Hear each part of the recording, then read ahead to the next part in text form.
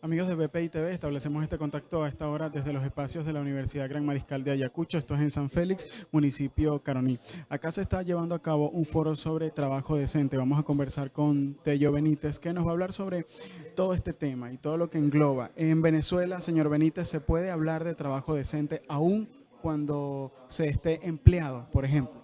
No, en Venezuela se ha precarizado el trabajo prácticamente de manera absoluta.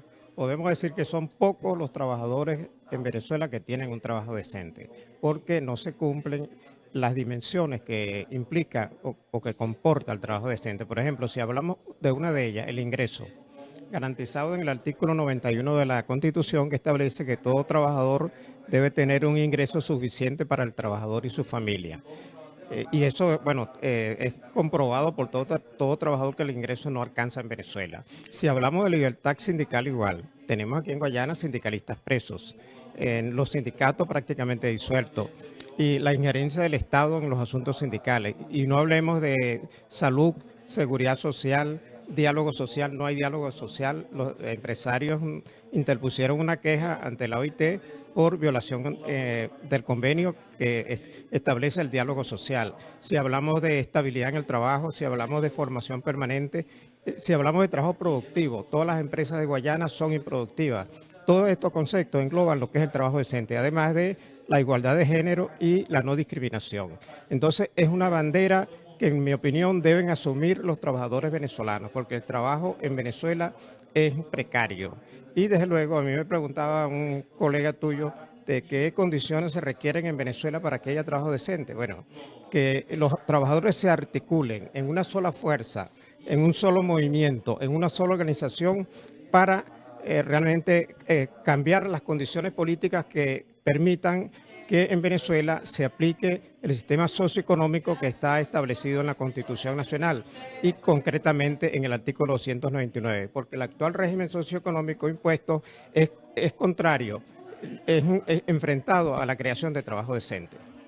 Se están realizando algunas ponencias en el salón que está detrás de donde nosotros estamos haciendo una entrevista, señor Benítez, y casi todas estas ponencias terminan con que la manera de que se pueda lograr en Venezuela un trabajo decente es con un cambio político. ¿Coincide la dirigencia sindical y los trabajadores del sur en eso? Mira, yo creo que eso es implícito, lo dijo muy claro la licenciada Marixa Moreno. Para que haya trabajo decente, los trabajadores tienen que proponerse, por eso te hablaba de articularse en un solo movimiento, en una sola fuerza, cambiar este régimen político. Y no lo van a cambiar si realmente no se estructura y si no asumen este concepto como tal. Por ello, la idea nuestra es promover lo que se conozca, que se adquiera conciencia, que nos vayamos organizando. Toda Venezuela debiera estar hoy en acción, así como están, y algunos ejemplos están en marcha. Por ejemplo, en algunas zonas del país están tomando las inspectorías del trabajo, pero aquí debiera haber un proceso huelgario, una acción colectiva de todos los trabajadores venezolanos. Y en ese sentido es que tenemos que avanzar, tenemos que ir. Y aparte del propósito de plantearlo como la bandera que deben asumir los trabajadores y sus organizaciones, me refiero al trabajo decente, es para que avancemos en función de eso. Pero desde luego, si no hay un cambio de régimen político, del régimen socioeconómico que impera en Venezuela, no habrá trabajo decente. Venezuela ha suscrito convenios puntualmente con la OIT en cuanto a este tema. ¿Qué implicaciones puede tener para Venezuela o para el gobierno de Venezuela el hecho de incumplir todos estos acuerdos al no garantizar a sus empleados un trabajo decente? Bueno, Venezuela termina de adquirir una raya tremenda con el informe de la Comisión de Encuesta. El concepto de trabajo decente ha sido consensuado en la OIT por los empleadores, por los gobiernos y por los trabajadores. Si le preguntan a un empresario, sabe de eso porque es suscribiente también de esos acuerdos. Y el gobierno ha venido desconociendo todo lo que tiene que ver con el trabajo decente. E incluso en la OIT actúan los estados, los gobiernos son transitorios. O sea que el gobierno que venga tiene que responder por el contenido de este informe. Incluso yo le haría un llamado al presidente Juan Guaidó que asuma el concepto de trabajo decente como una política de Estado. Y también un llamado a todos los trabajadores que le exijan al presidente Juan Guaidó un trabajo decente.